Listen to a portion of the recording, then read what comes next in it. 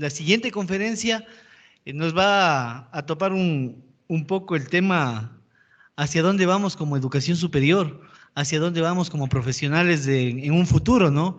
Entonces, quiero darle la bienvenida al doctor Jean-Paul Pinto con la temática de la educación superior del futuro.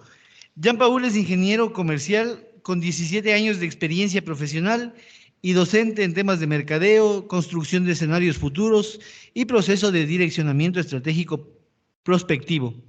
Profesor de universidades de posgrado y pregrado en Ecuador y Colombia. Tiene una maestría en marketing por la Universidad Capitole I de Toulouse, un máster en ciencias de gestión con enfoque en prospectiva y una maestría en seguridad y defensa por el Instituto de Altos Estudios Nacionales del Ecuador. Actualmente es doctor en Ciencias de la Administración por la Universidad del Valle y se encuentra desarrollando un proceso prospectivo para la imaginación y materialización de productos y servicios de ruptura a través del uso de ciencia ficción y diseño especulativo. Bienvenido, doctor. Buenos días. El espacio es suyo.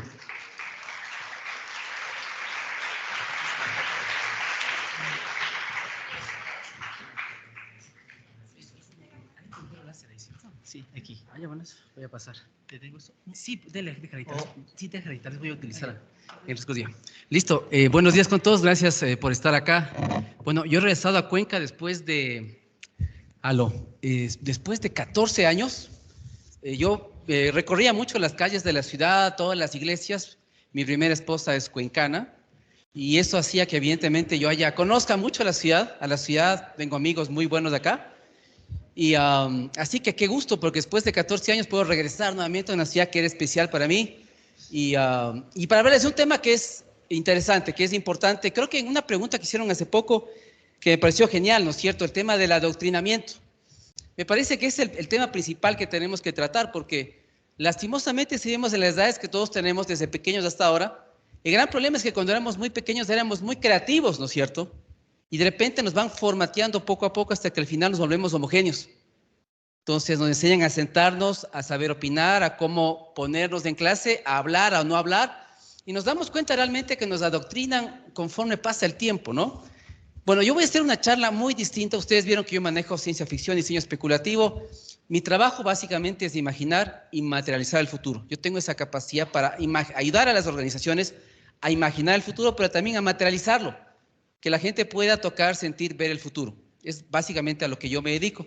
Entonces, en el tema de educación, hace algún tiempo con un amigo en Cali, en Colombia, con Darío Bolívar, yo escribí unos cuentos cortos de ficción y le pedí a Darío básicamente que él lea mis cuentos y haga diseños de lo que yo había escrito. Y hay un capítulo que es el capítulo número 5, el cuento 5, donde hablamos de la educación solitaria. Y me gusta mucho esta imagen porque de alguna manera la gran pregunta que hay detrás de esto es si realmente queremos que la educación en el futuro sea como está ahí. Ustedes miren cómo sería la educación, ¿no es cierto? Vean un personaje como ustedes, ¿no es cierto? Repleto de información, de pantalla. ¿Esto qué implicaría? Que primeramente los docentes dejaríamos de existir, porque no haría falta que haya profesores en el futuro. Seguramente la inteligencia artificial se encargará de darnos la información para que podamos aprender. Entonces esta imagen es súper interesante porque primeramente cuestiona el tema del rol del docente en el futuro. ¿Habrá o no habrá profesores en el futuro? Y la segunda cosa que ustedes pueden ver es que este personaje está solo, completamente solo ahí. No hay nadie más. Entonces implica que en el futuro tal vez los procesos de socialización, de tener compañeros, compañeras, eso no existirá. Y ustedes tal vez estén en sus casas aprendiendo, ¿no es cierto? Con mucha información, con una AI que proporciona conocimiento, pero no habrá nadie más. Entonces, esta imagen me cuestiona mucho a mí porque implicaría cuál es el modelo de educación superior que queremos tener dentro de 10, 20 años más. Miren que con el tema de la pandemia esto se aceleró, porque decíamos tal vez vamos a llegar a esto en 20 años más, pero yo creo que seguramente si son 10 años será demasiado. Tal vez en el futuro el tema del aula de clase, del docente, del espacio de aprendizaje, haya cambiado radicalmente. Y las universidades que no logren hacer eso simplemente desaparecerán, porque eso es lo que va a pasar, ¿sí? Y hace poco yo invité en una universidad donde estaba trabajando, hicimos un evento justamente sobre el tema de futuro de las universidades, e invité a un colega colombiano de Bogotá que vino hacia acá, y él hizo una charla muy interesante. Él dijo, el tema de la charla que yo voy a dar es, vamos a enjuiciar a la educación. Él dijo, lo que tenemos que hacer es tenemos que meter un juicio a la educación porque evidentemente no ha cumplido con sus promesas. No responde a lo que la sociedad necesita, a los problemas de la sociedad, está desconectada de la realidad. Por lo tanto, lo que tenemos que hacer es enjuiciar a la educación superior porque realmente no ha cumplido con nada de lo que ha prometido. Y eso es parte de lo que tenemos que cuestionar justamente como sociedad, es parte de lo que tenemos que hacer. Y esto es importante porque básicamente estamos en un mundo como este, donde la palabra más importante es de incertidumbre. Nadie sabe lo que va a pasar. Y realmente, como dice este filósofo francés Edgar Morin, lo que tenemos que hacer es realmente ser buenos en esperar lo inesperado y navegar en la incertidumbre. Sí, porque realmente nadie sabe lo que podría llegar a ocurrir. Estamos en un mundo demasiado volátil. Entonces, parte de esto entra en la educación. Es decir, ¿qué tipo de educación necesitamos para gestionar ambientes de incertidumbre como tal? La parte más difícil en el futuro, evidentemente, nadie sabe lo que va a pasar, pero hay una categoría que me gusta mucho que es los unknown, que es básicamente lo que no sabemos. Porque ¿cómo puedo yo planificar en una organización y establecer qué debe hacer la misma si hay cosas que no sé? Hay eventos futuros que desconozco que van a suceder. Y es la parte más compleja de la gestión del futuro como tal. Entonces, frente a eso, una herramienta que yo utilizo es la ciencia ficción. Entonces, esto es de un autor que se llama H.G. Wells. Él decía dos frases que para mí son muy importantes. La primera, él decía, soy extremadamente obsesionado con las cosas que están por venir e impaciente con el presente.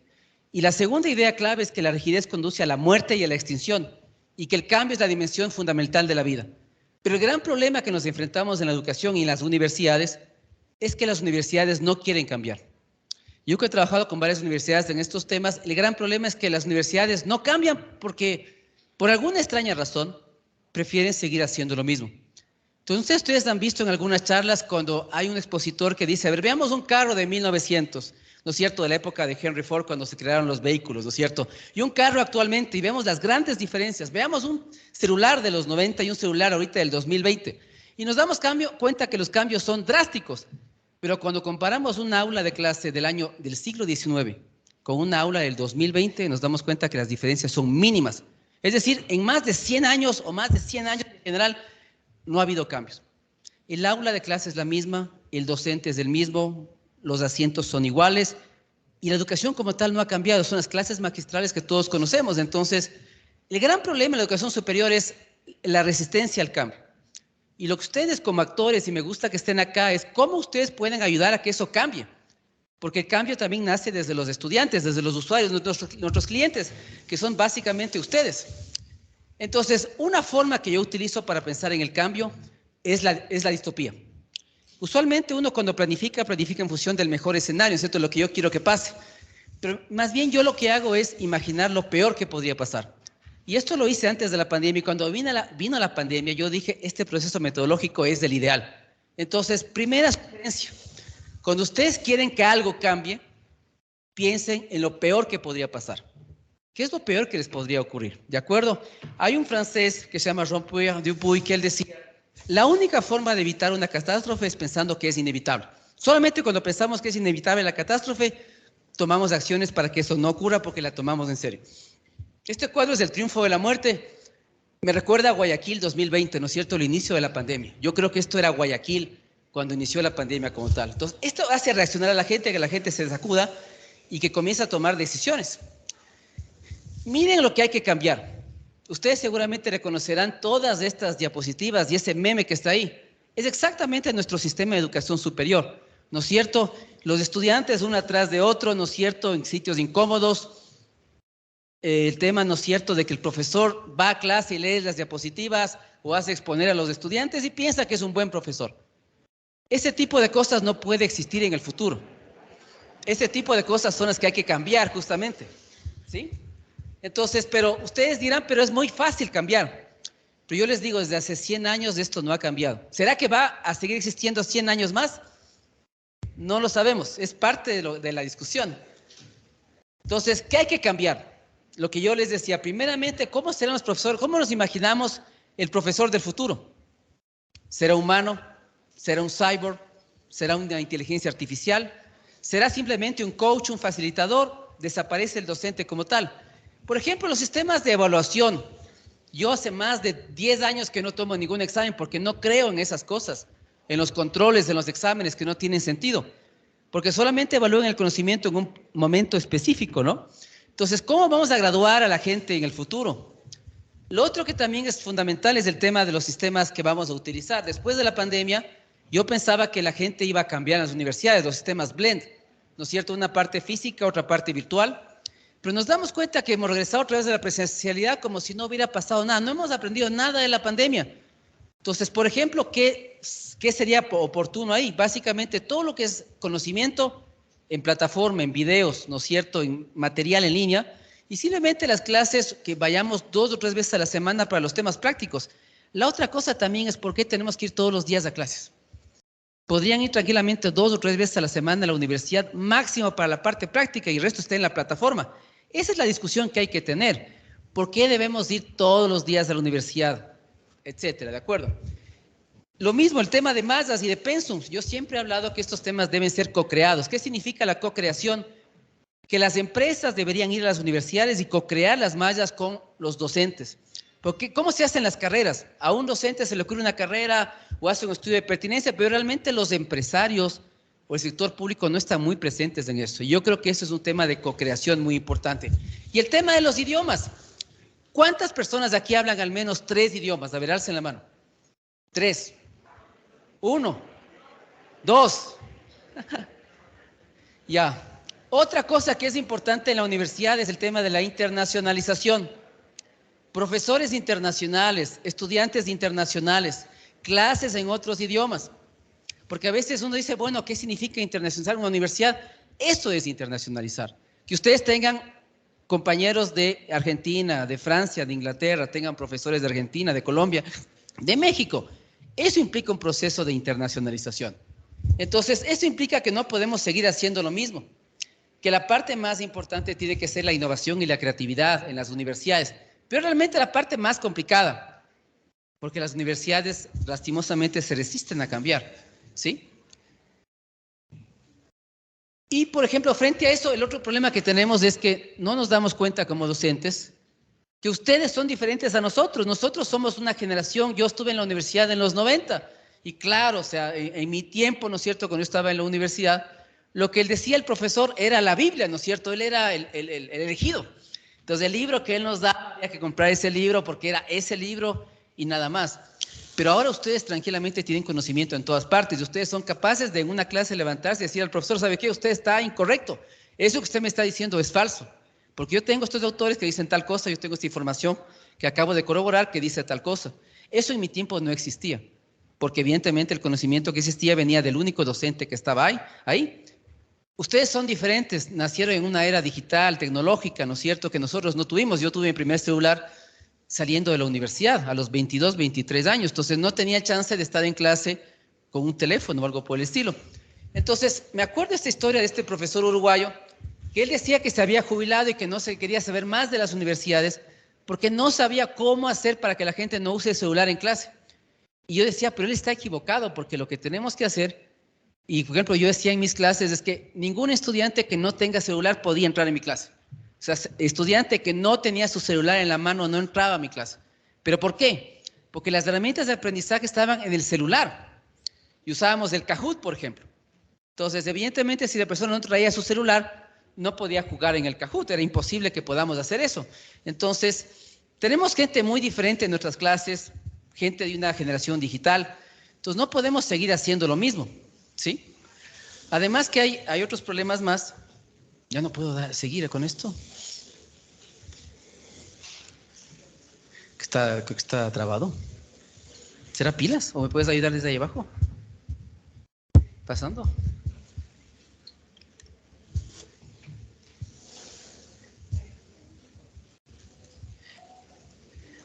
Eso, sigamos más adelante.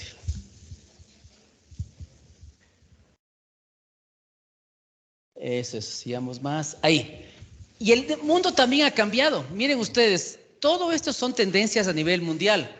Entonces tenemos que preparar, por ejemplo, a la gente a los temas de la innovación abierta, colaborativa, inclusiva. Entonces, el otro día en una discusión en una universidad yo les decía, también es importante saber qué tipo de innovación vamos a hacer en la universidad, porque no es lo mismo emprender en la San Francisco o en el Espíritu Santo en Guayaquil que emprender en una universidad pública como la Politécnica Nacional o la ESPE, por ejemplo. Entonces, hay que definir claramente qué tipo de innovaciones queremos enseñar a los estudiantes y qué tipo de modelo vamos a tener. Los temas de automatización, por ejemplo. Ustedes son una generación que seguramente van a conocer todo esto. ¿Todo esto qué implica? Que se van a destruir muchos más empleos de los que se van a crear. Y ustedes seguramente van a cambiar de carrera cada 4 o 5 años. Van a tener que estudiar 3 o 4 cosas, 3 o 4 profesiones. ¿Esto qué implica en las universidades? Que las carreras no pueden ser carreras de 4 años. Entonces, en el futuro seguramente la duración de las carreras se va a reducir. Porque como van a comenzar a automatizar puestos, a hacer los temas de digitalización, muchos trabajos se van a eliminar. Y ustedes van a cambiar de trabajo permanentemente. Entonces, también esa idea de los papás. Mi mamá todavía tiene esta idea hasta el día de hoy de que quiere verme en un puesto fijo durante 30 años, porque ese fue su mundo. Ella era feliz y para ella el éxito era que una persona esté en un trabajo 30 años y se jubile en ese trabajo. Nosotros ya no. Ustedes seguramente van a cambiar de trabajo cada 2 o 3 años porque se van a ir cerrando algunos trabajos y van a tener seguramente que estudiar 2 o 3 o 4 profesiones, pero de carreras cortas, técnicas, certificaciones. Entonces es un cambio realmente radical con respecto al pasado. Los temas de energías, por ejemplo, ¿cuántos campus tienen energías renovables? Energías limpias en general. ¿Cuántos casos conocen ustedes que usen energía solar, eólica en los campus? Entonces yo creo que también hay mucho que hacer en el tema de energías renovables en las universidades. No se han hecho los cambios que son realmente necesarios como tal. Por ejemplo, con el tema de la pandemia, otra gran pregunta es si vamos realmente al fin de la globalización o no. Ustedes vieron que antes de la pandemia lo mejor era la globalización.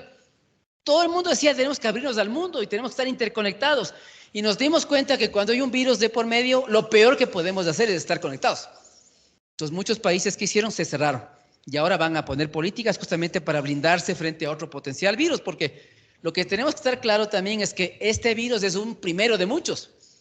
Nosotros tenemos la suerte de que tuvimos una época de estabilidad más o menos buena, pero las nuevas generaciones van a sufrir crisis tras crisis. Y por ejemplo, si quieren ver algo de eso, hay un documental muy bueno de Michael Moore que se llama Planet of Humans, y él nos dice claramente que nos quedan 10 años. Porque si vamos al paso a destruir el planeta, nos quedan exactamente 10 años. Si no, ¿por qué creen ustedes que está haciendo Elon Musk ahorita? Él está tratando de que la gente viva en el espacio, ¿no es cierto? Pero es que él no es tonto. Él ya sabe lo que va a pasar, él ya sabe lo que va a venir. Entonces, él está intentando que la gente pueda habitar en otros planetas, el concepto de transformar otros planetas. Y eso pueden ver ustedes en una película de ficción que se llama Elysium. No sé si han visto Elysium. Esa película retrata exactamente lo que nos va a pasar dentro de 20 o 30 años más.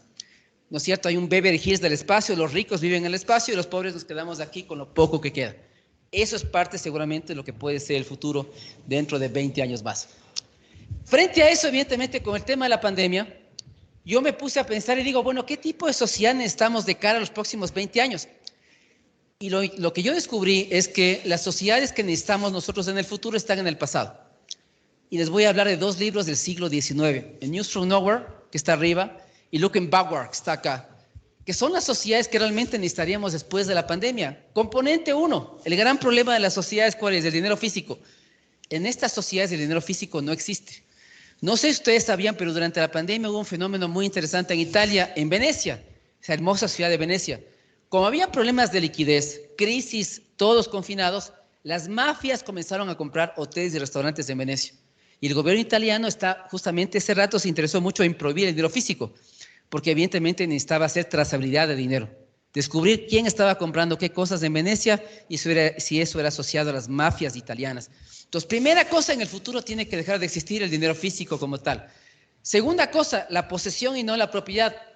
Esto es un concepto antiguísimo de un libro de 1516, Thomas More, La utopía de Thomas More, un libro que seguramente ustedes leyeron, y él realmente es el padre de la economía colaborativa, porque él dice lo que debe primar en una sociedad no es la posesión, la propiedad, sino la posesión. Y es exactamente lo que hacemos hoy día. Hay gente que dice, no, ese es del socialismo. No, esa es la economía colaborativa. Y miren ustedes seguramente, yo uso esos servicios todo el tiempo, Airbnb. Yo, por ejemplo, cuando voy a otro ciudad siempre cojo Airbnb. Y cuando me transporto, cojo Uber, Cabify, sistemas de economía colaborativa. ¿Sí? Entonces, algo también fundamental.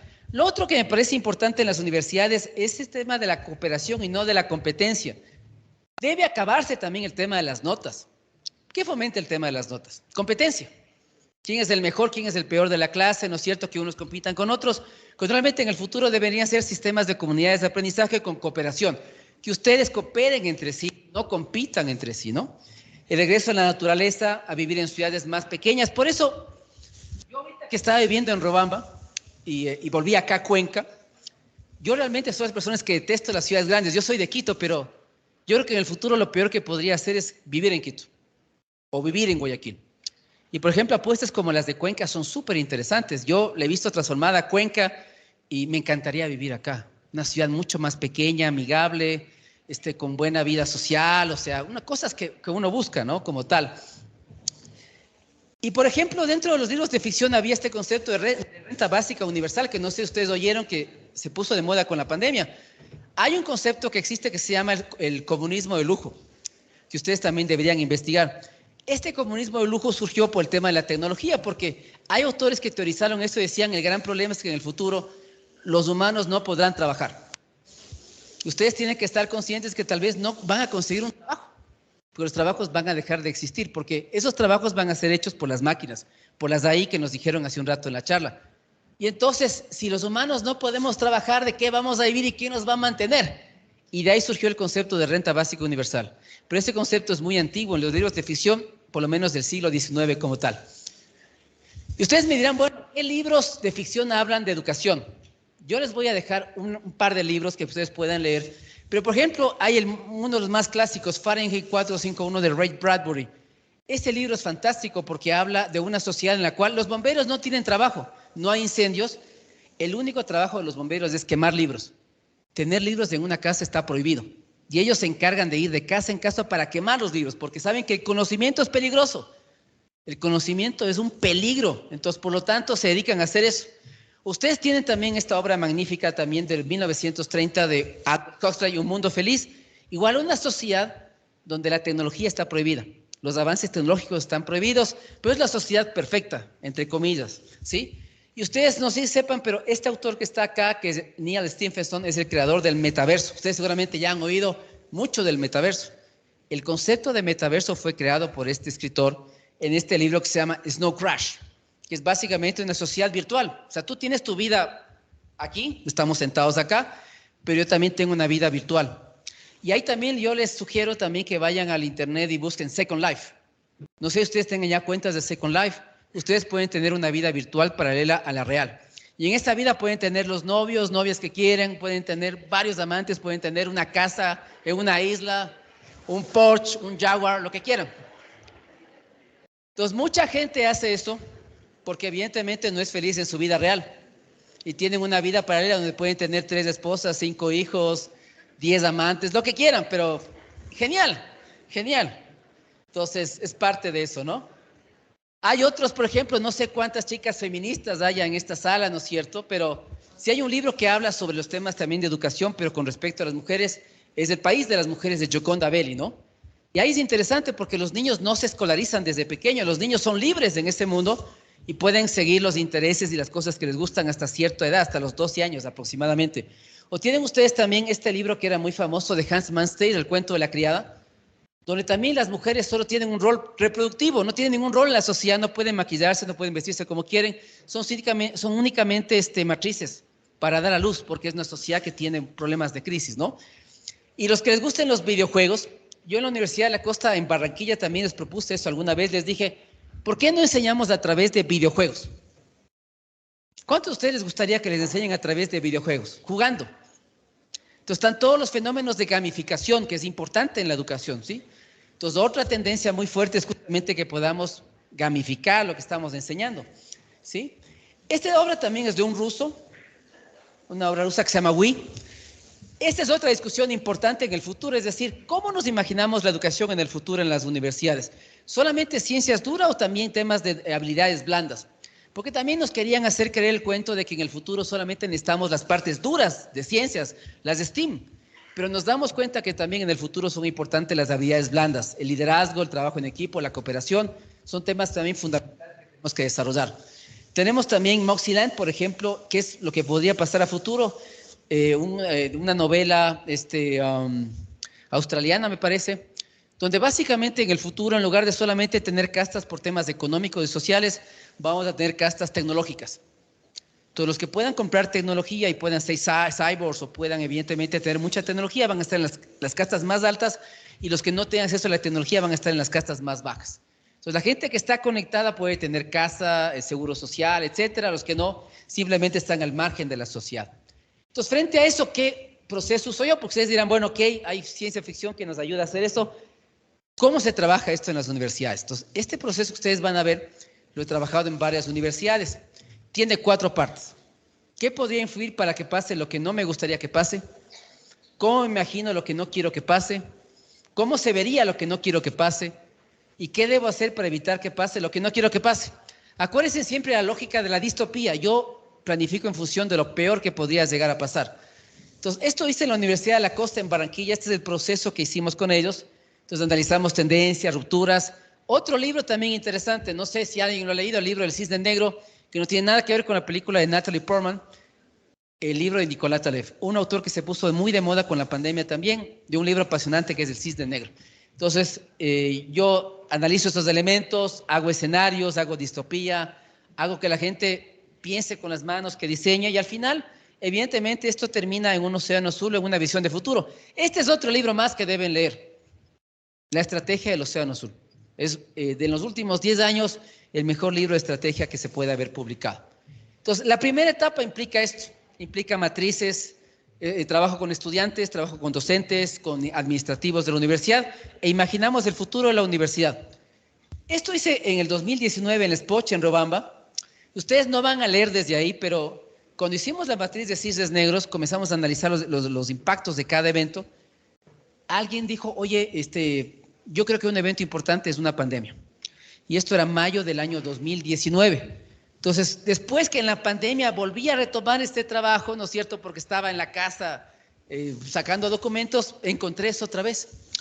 Y ahí me di cuenta de la pertinencia de este tipo de matrices. ¿Pero por qué pusimos pandemia ahí? Porque no sé si ustedes sepan, pero el 70% de estudiantes del Spoch no son de Riobamba, son de todo el país. Entonces dijimos, si algún día llega una pandemia que no sabemos cuál es ni cuándo vendrá, pero llega, los efectos serían devastadores para la universidad, porque los estudiantes no podrían venir. Para la ciudad los impactos serían tremendos, porque la ciudad vive mucho de los estudiantes, los taxis, los restaurantes, los bares, discotecas, viven de los chicos. Entonces pusimos ese evento, porque dijimos, el día que esto llega a pasar, que no sabemos cuándo es ni cómo será, pero si eso llega a pasar, sería de grave impacto para la universidad. Entonces, me llamó mucho la atención, lo hicimos un año antes de la pandemia y fue algo realmente sorprendente. En la segunda parte yo hago escenarios, narraciones de storytelling. Yo imagino el peor día en la universidad. Por ejemplo, en la Universidad de la Costa en Barranquilla, yo cogí la obra que ustedes vieron, la de Ray Bradbury, Fahrenheit 451, y yo imaginé a la universidad en el año 2035 con lo peor que podría pasar. Y lo que yo usualmente hago es texto, o también hago con fotografías o con diseños. La gente también puede dibujar, ¿sí? En la fase 3, lo que decimos, pensamos con las manos. La gente puede usar plastilina, legos, puede pintar, puede dibujar. Y es increíble, en los talleres la gente vuelve a la infancia. Y son talleres lúdicos, la gente le encanta, se ríe, es muy chévere. Entonces miren que usualmente la gente puede usar plastilina, puede imaginar las aulas del 2028, pueden usar temas de realidad virtual. La gente se divierte mucho.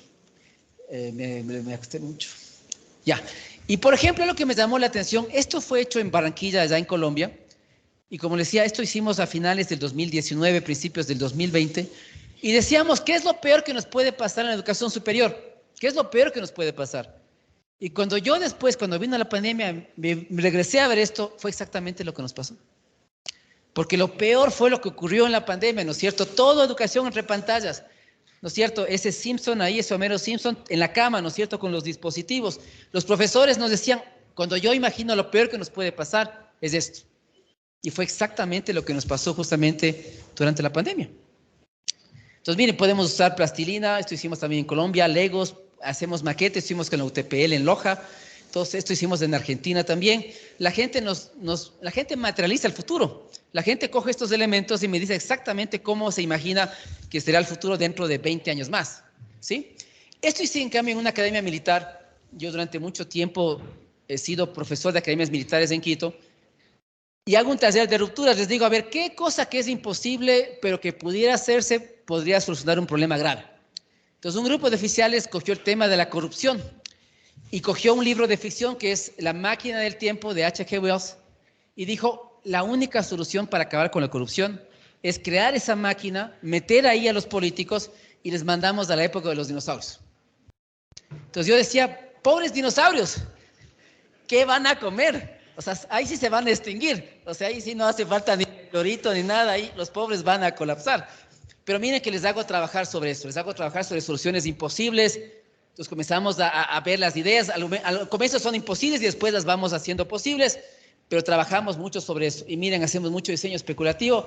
Entonces es muy interesante porque yo he visto policías, militares, oficiales trabajando sobre esto, dibujando, haciendo maquetas. O sea, ha sido un trabajo también realmente muy interesante. Pero al final aterrizamos en la estrategia, que es lo que le interesa a la universidad. Hacer una visión de futuro, hacer acciones, estrategias, hacer un océano azul que está acá. Todo esto aterriza ya en la primera parte de un plan estratégico, porque esto nos debe permitir hacer un plan, básicamente, ¿no? Entonces, lo que yo sostengo es que, evidentemente, si los negocios se están reinventando, no hay razón para que las universidades no se reinventen. Pero como digo, lastimosamente a lo que asistimos es que los negocios se reinventan en el mundo por la pandemia, pero las universidades regresan a como eran en el 2019. Y eso implica que las universidades no aprendieron nada de la pandemia. Y es muy triste porque evidentemente vamos a seguir haciendo del pasado. Entonces yo digo, siempre lo que hay que hacer es cosas disruptivas. Pero la universidad no puede hacerlo sola, tiene que hacerlo con los docentes, con los estudiantes, comenzar a buscar cosas nuevas. Porque este tema del empleo no existe. Y ustedes tienen que meterse en la cabeza una cosa que es bien importante, pero trágica. Que es que cuando ustedes salgan a buscar trabajo, el trabajo no va a existir. Y ustedes van a saber que van a tener que crear un trabajo o ver otras opciones, porque los puestos se van a suprimir por los temas de automatización. Entonces, ese esquema de sus papás, del trabajo de 30 años en una sola empresa y que ahí se jubilen, eso ya no existe hace rato. ¿Sí? Entonces, no es algo en que ustedes pueden estar esperanzados. Esta es una clase mía en Cali. Pues miren que básicamente mi clase es esto, yo estoy ahí con mi máscara, ¿cierto? No me he puesto mi máscara de V for Vendetta.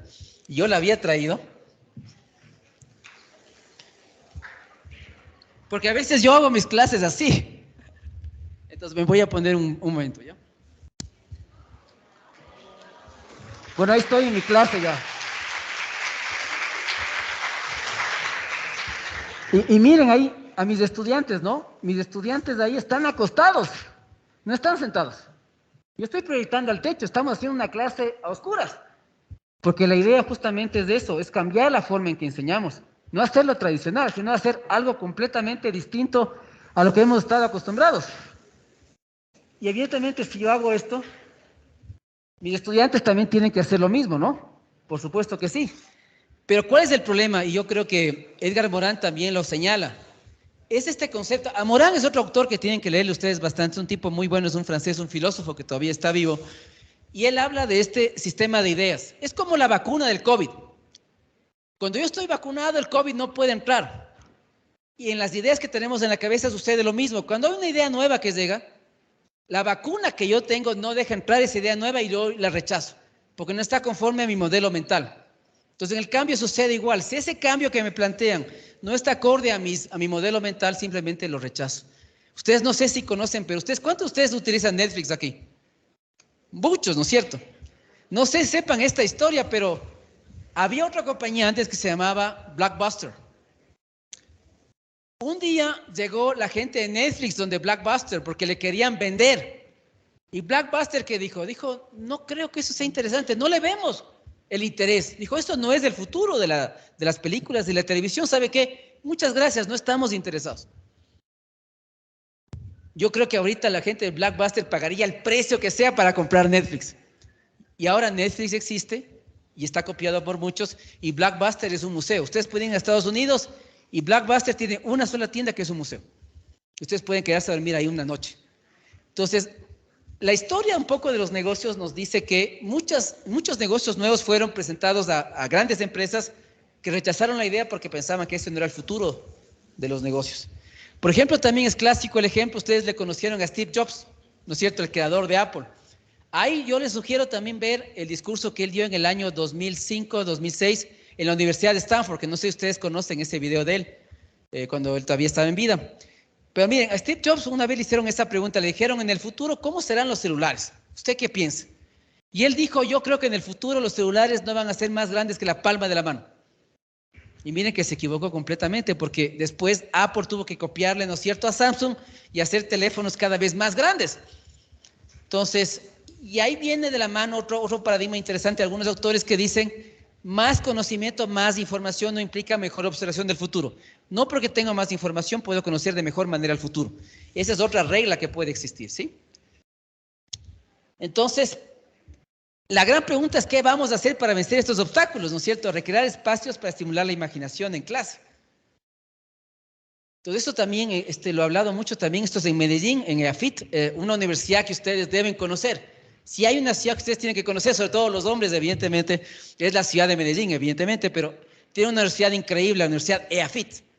Cuando yo fui a EAFIT en Medellín, la biblioteca de la universidad parece más bien un McDonald's. No es una biblioteca normal, ¿no es cierto? Yo estudié en la Católica en Quito y era realmente, la biblioteca era la cárcel. O sea, únicamente los que estudiábamos, digamos, allá castigados a leer los libros. Porque realmente era deprimente, era poca luz, un sitio cerrado, poco atractivo. Uno va en cambio a bibliotecas en Medellín y realmente a uno le da ganas de quedarse todo el día ahí. Y uno parece que está en un restaurante y no en una biblioteca. La Cato, por suerte, cambió. No sé si ustedes han ido a la Católica en Quito. Ahora sí, la universidad es otra cosa. Ahora da ganas de irse a acostar en la biblioteca, ir a sentarse, pero cuando yo estudié era realmente la prisión de la universidad. Y es el concepto que hay que cambiar, porque la biblioteca no debe ser un lugar feo. Pero ¿por qué nos empeñamos a hacer lugares feos en las bibliotecas? Cuando deben ser lugares hermosos donde está el conocimiento. ¿Sí? Y miren, ahí están mis alumnos, igual mis alumnas. Las caleñas, ¿no es cierto? Para que algunos chicos también quieran ir a Cali. Ahí están mis estudiantes de Cali, ¿no? Entonces, hacemos también recreaciones, roleplay, por ejemplo. Y yo fui, por ejemplo, hasta el día de hoy, tengo una anécdota, yo estaba en otra universidad en Cali y me encontré con unos profesores y entonces yo daba clases en la Santiago de Cali y un profesor me dice, sí, tú dabas clases en la Santiago de Cali, tú eras el profesor que metía ataúdes a las clases. Claro, porque yo metí un ataúd en la clase. Entonces, y la gente decía, pero ¿cómo vas a meter un ataúd en la clase? Entonces yo les explicaba, yo daba creatividad e innovación. Y yo a los estudiantes en una clase les dije, verán, tenemos que hacer una cosa muy importante. Estamos al comienzo del semestre, tenemos que darle un funeral al señor Obstáculos de la Creatividad. Entonces le vamos a hacer un funeral digno.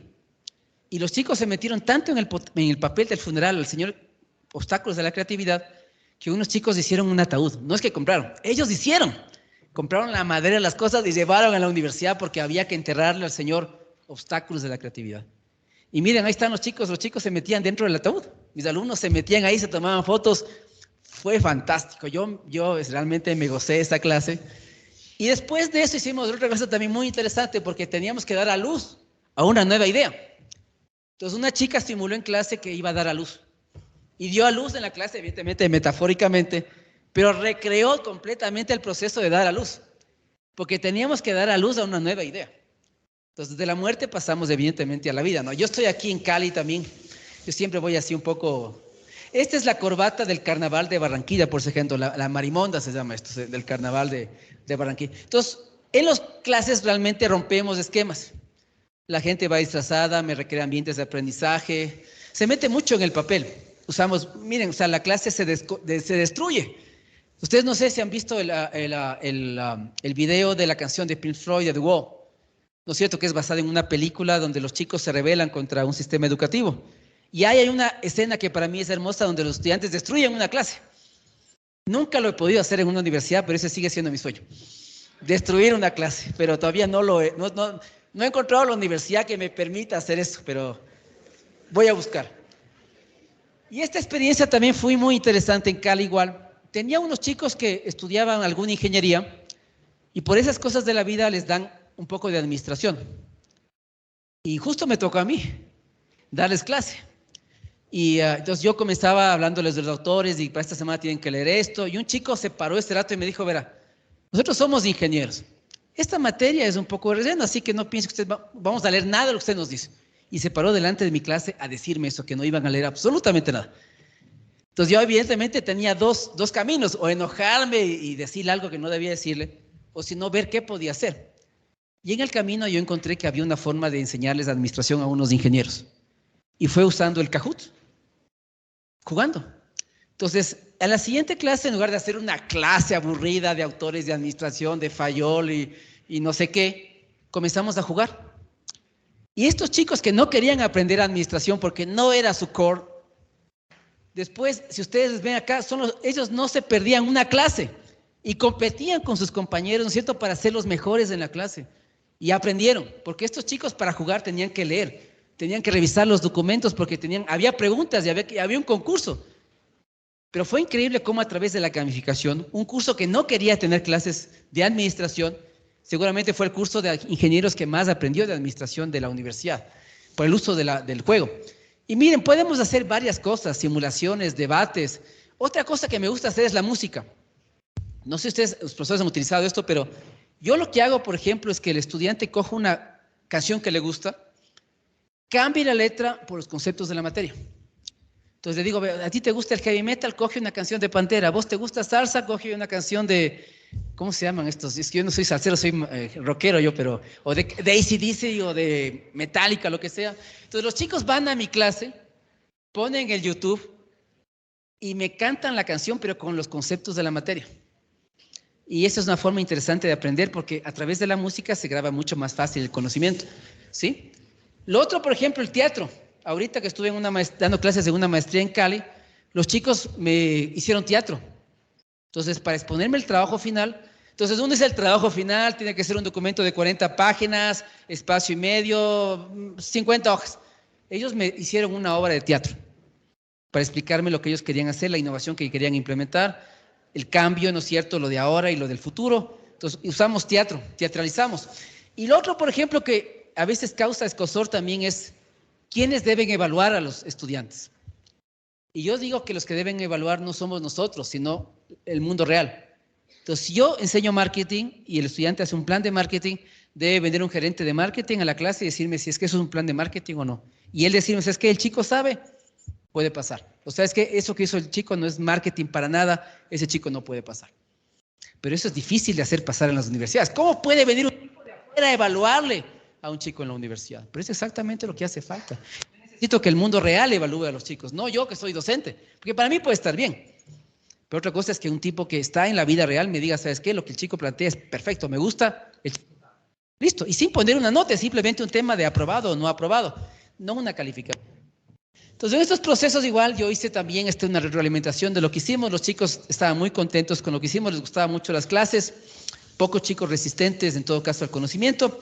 Era una experiencia interesante. Entonces, dentro de las tendencias igual, lo que hemos hablado, ustedes vieron ahorita el tema de la inteligencia artificial, que está muy de moda actualmente. ¿Será que eso reemplaza a los profesores?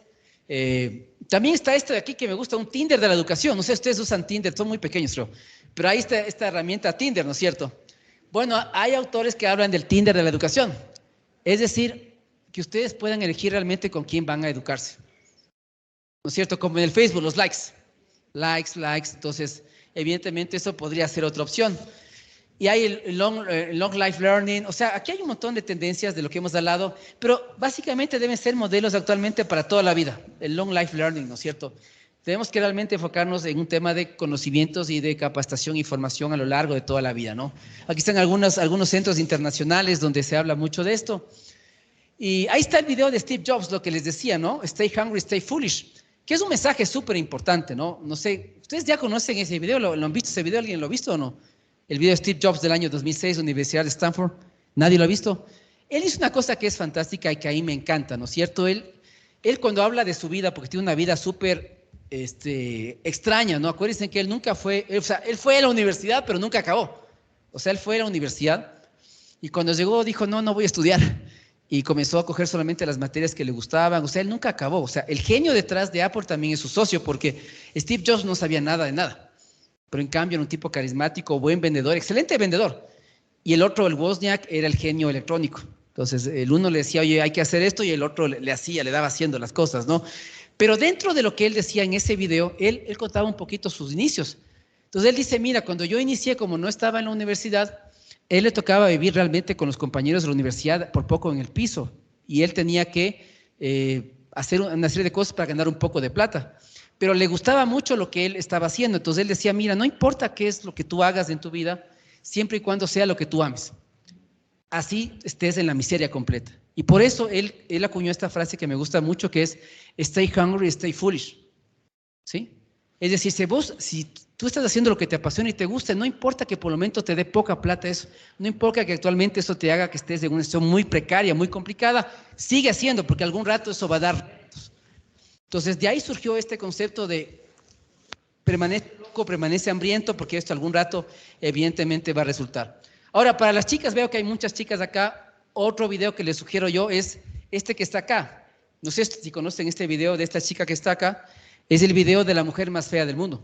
Ustedes pueden buscar en YouTube la mujer más fea del mundo. Y es impresionante para los problemas de autoestima, de quererse a uno mismo. Cuando uno dice, yo tengo un montón de problemas, ve a esta chica que realmente tiene problemas, uno dice, pero yo no tengo ni la mitad de problemas de los que ella tiene. Entonces, evidentemente, esto nos ayuda bastante. Yo creo en estas economías de acá. Esta es una amiga brasileña que está en Sao Paulo. Tenemos que ir realmente, salir del PIB, de esos temas económicos, ir más bien a los human indicators, más colaboración, más compasión, pensar más en el ser humano, ¿no es cierto? Líderes, mujeres, pensamiento en el largo plazo, felicidad, trascendencia. Y a un autor francés que en el 2018 él decía, para saber lo que vamos a hacer en el futuro hay que regresar al pasado. Y decía, los grandes objetivos humanistas de la innovación fueron definidos hace mucho tiempo, hace 5 siglos. Son básicamente 4 cosas. El mejoramiento de la condición humana, el mejoramiento de la relación entre los hombres, el mejoramiento de la vida en las ciudades y el mejoramiento de la relación con la naturaleza. Él dice que si conseguimos estas 4 cosas, evidentemente tendremos una mejor sociedad como tal. Y yo creo más en ese pensamiento de ahí. Entonces, para terminar, básicamente las preguntas que nos deberíamos hacer como estudiantes, como docentes, es, bueno, cuando escuchamos innovación,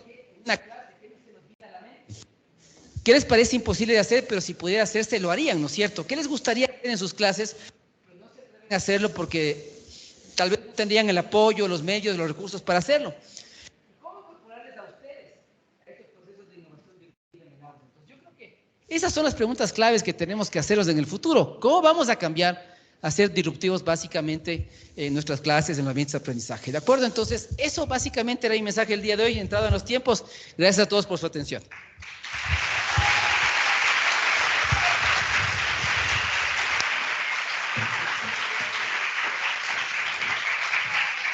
Muchas gracias a Jean-Paul. No sé si es que alguien quiere hacer uso del micrófono, hacer alguna pregunta. Claro que sí, por favor.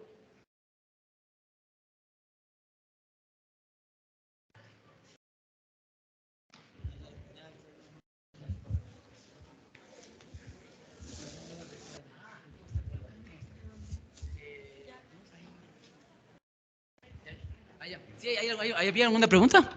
Sí, sí, acá. Ya. Sí, hay preguntas ahí. Aquí. A su derecha. Acá, ya. Ya, Dale. primero que nada, buenos días con todos. Me llamó bastante la atención su charla. Fue bastante con buena información. Bueno, antes que nada quería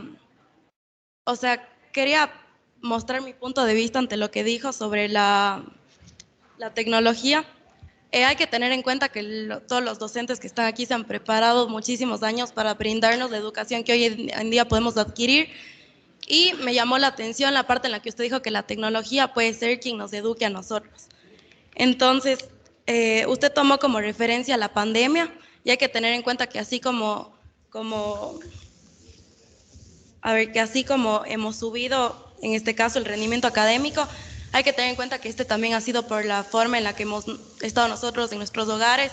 Hemos tenido formas de, en este caso, copiar. De la misma manera, ha bajado el rendimiento por el simple hecho de ser personas, no generalizo, pero han habido personas que han sido dejadas, perdón por la interpretación.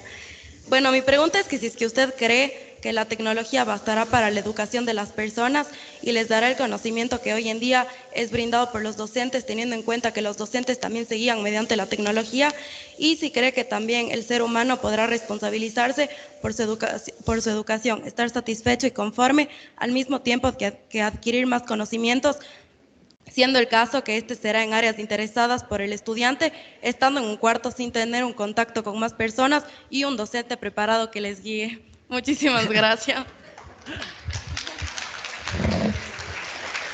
Bueno, por suerte es una pregunta bastante corta. Bueno, es que esa es la gran pregunta. En el futuro no sabemos qué va a pasar. No sabemos si el humano va a ser asistido por la tecnología o la tecnología va a reemplazar al ser humano. Ahí el libro que yo sugeriría es el libro del Homo Deus, de Harari, Yuval Harari, un israelita. Y él señala que evidentemente hasta el día de hoy no hay nada en lo que seamos mejor que la tecnología. Actualmente se puede hacer música con inteligencia artificial, se puede hacer también obras artísticas. Entonces él dice que seguramente en el futuro algo va a existir donde seamos mejores que las máquinas, pero actualmente no lo somos. Entonces eso implica que en el futuro hay un riesgo, y es lo que hay que analizar, de cómo vamos a meter la inteligencia artificial en las universidades. ¿Va a ser un apoyo, un asistente, o realmente, como digo, o sea, la AI es nuestro profesor en el futuro? Entonces, ¿por qué? Porque la AI, evidentemente, imagínate tú, solamente tienes un profesor que tal vez tenga una memoria corta, que puede equivocarse, pero la AI no se equivoca y tiene mucha más información en menos segundos. Y además, una AI puede enseñarle a 1000 personas al mismo tiempo. Un profesor tal vez puede enseñar a 30 estudiantes al mismo tiempo. Entonces, primero es a qué modelo de educación vamos a apostar. Nos interesa meter tecnología, qué tecnología vamos a meter y cómo lo vamos a hacer, pero teniendo en cuenta que seguramente en algún momento esa tecnología nos puede reemplazar. Y es lo que dice Yuval Harari en el libro, es decir, si nos reemplazan las máquinas, ¿de qué vamos a vivir? ¿Quién nos va a mantener? Y esos modelos a los cuales no hay que llegar. Pero evidentemente, en el tema de la pandemia, si tienes una empresa y te das cuenta que puedes automatizar todo y que no necesitas que el empleado venga, porque además tiene que venir y el empleado se embaraza, se enferma, falta, con las máquinas no sucede eso. La máquina no se enferma, no se embaraza, nada. Entonces yo puedo automatizar la planta y eso sigue funcionando, esté la gente confinada o no. Entonces, y cuando hablamos de empresa, evidentemente pasa por un tema económico, pero no sé si es el modelo al cual le queramos apostar. Entonces, ahí hay un ejemplo también clásico de una película impresionante que se llama Minority Report, basada en una obra de Philip Dick del mismo nombre, donde el Tom Cruise pasa por una fábrica de vehículos y todo está automatizado. Ahí no hay humanos. Entonces, uno puede decir, bueno, tal vez en las universidades puede pasar algo similar, tal vez en el futuro los humanos dejen de existir como docentes. Nos van a ir reemplazando poco a poco, pero no sé si eso es lo que realmente queremos, ¿no? ¿Quién tiene el micrófono? ¿Alguien tiene el micrófono por ahí?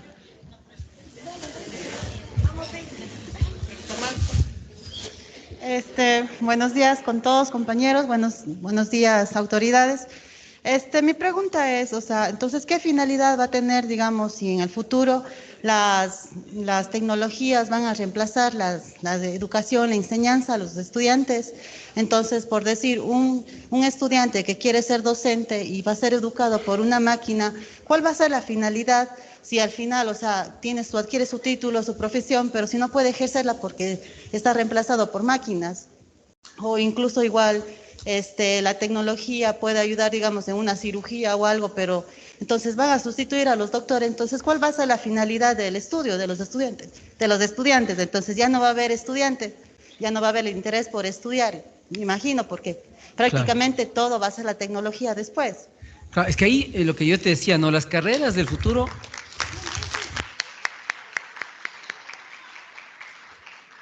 Eso es lo que te decía un poco, es decir, seguramente vamos a estudiar otras cosas. O sea, lo que estudiábamos antes ya no lo vamos a estudiar porque eso va a estar automatizado. Entonces, muchas carreras van a desaparecer y van a ser reemplazadas por nuevas carreras donde se necesite gente que automatice eso.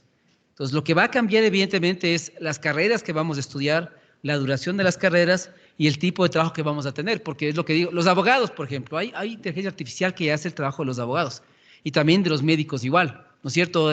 Ustedes han visto en los sitios web, ¿no es cierto? Ya no hay una persona de servicio al cliente que esté ahí. Eso está automatizado por inteligencia artificial. Entonces, eso va a implicar en el futuro que las carreras que conocemos seguramente van a ir desapareciendo, van a ser reemplazadas por nuevas, mucho más cortas, más técnicas. Y claro, o sea, lo que tú dices, el concepto de trabajo, de empleado, eso va a transformarse completamente.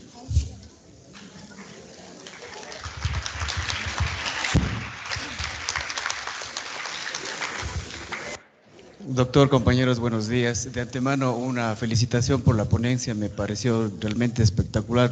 Simples puntos, ¿no?, que tenemos que destacar en el cambio en nuestra educación primaria, secundaria y superior. Considerando, doctor, los cambios, las externalidades económicas y todo lo que está pasando en el tiempo post-pandemia, ¿Cuál considera usted, digamos, las carreras a futuro que nos puedan ayudar para potenciar las diferentes industrias en la realidad de nuestro país?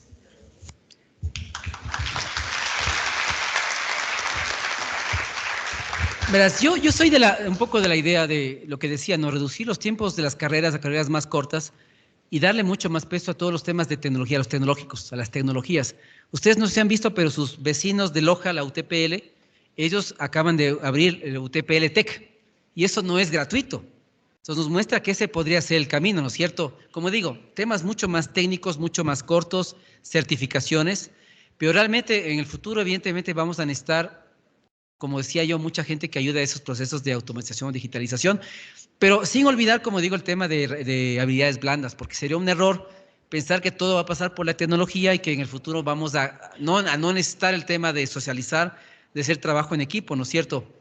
Entonces, es preocupante porque evidentemente en la primera diapositiva que yo presenté, veíamos a un estudiante solo, sin amigos, sin compañeros, sin docente, pero tal vez en el futuro también la vida va a ser así, sin gente. Uno en la casa, los servicios llegan, yo imprimo en una impresora 3D, imprimo lo que yo necesito, no necesito salir, pero no sé si es el tipo de vida que queremos en el futuro. Entonces, yo te diría eso, o sea, lo que ha hecho la UTPL es el camino correcto, ¿no es cierto? Temas mucho más técnicos, tecnológicos, me parece que es el futuro. Ahora, lo otro que es fundamental en el futuro es la ética. En una conferencia hace mucho tiempo también hablaba que con todas las tecnologías y todo lo que pasa ahora, la palabra clave es el tema de la ética. La ética es fundamental. Entonces, yo creo que todos los temas filosóficos y de ética y ligados al medio ambiente, a la seguridad, a la protección, también son temas que también van a ser importantes en el futuro también.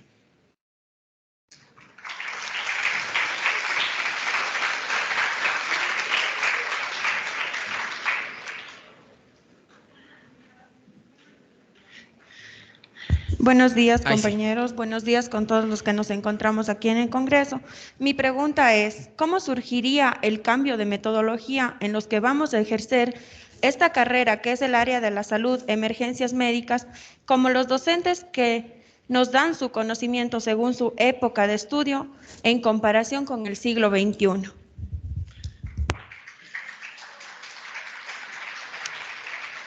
Bueno, por ejemplo, hay una discusión importante en los temas del metaverso, por ejemplo. Y a mí me gustó mucho, hace poco le escuché a la rectora de la Universidad de Cuenca, y en un foro que teníamos un poco, ella hablaba del tema del metaverso, por ejemplo, ¿sí? No sé si ustedes sepan cómo sería una clase en metaverso, pero evidentemente implicaría una clase donde todos estaríamos ahí, pero ninguno estaría. Porque yo estaría con mis avatars, ustedes con sus avatars, pero todos estaríamos en un aula de clase, ¿no es cierto? Y en el tema de salud, evidentemente, implicaría tener unos cuerpos, ¿no es cierto?, en 3D, que podamos, ¿no es cierto?, podamos manipular, etcétera, sin necesidad de estar ahí. Entonces, yo creo que de alguna manera las carreras tienen un poco que tecnificarse en eso, ¿no es cierto? Buscar temas de simulación, realidad virtual, realidad aumentada, metaverso, de forma un poco ya estar adaptado justamente a lo que se va a necesitar en el futuro, ¿no? Pero como repetimos, ¿no es cierto? No sabemos si solamente vamos a usar tecnología o si va a ser un apoyo al docente humano. Esa es una gran pregunta que tenemos que todavía que discutir, ¿no?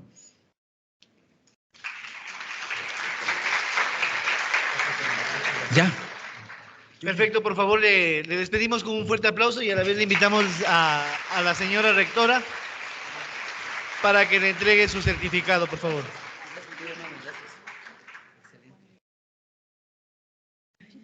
Un aplauso, por favor.